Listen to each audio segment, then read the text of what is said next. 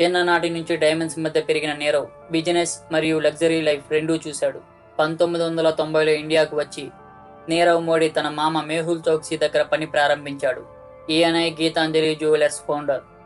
ఈ సమయంలో diamonds business, cutting, polish, designing techniques నేర్చుకున్నాడు.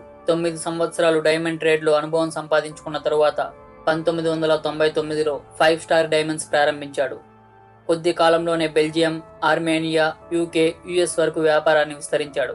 2009లో ఒక ప్రత్యేకమైన గోల్కొండ లోటస్ నెక్లెస్ రూపొందించి హాంకాంగ్లో జరిగిన వేలంలో 16.27 కోట్లకు అమ్మాడు. 2010లో నీరవ్ మోడీ బ్రాండ్ ప్రారంభించి ఢిల్లీలో మొదటి స్టోర్, తర్వాత ముంబై, లండన్, న్యూయార్క్తో సహా 17 దేశాల్లో స్టోర్స్ తెరిచాడు. ప్రియాంక చోప్రా, లీసా హేడెన్ వంటి ప్రముఖులను బ్రాండ్ అంబాసిడర్స్గా పెట్టారు. 1.73 బిలియన్ల నికర సంపాదనతో ఫోర్బ్ జాబితాలో చోటు సంపాదించుకున్నాడు. 2018లో అతని పేరు హెడ్లైన్లకు కారణమైంది. కానీ ఇది డైమండ్స్ వల్ల కాదు, స్కామ్ వల్ల.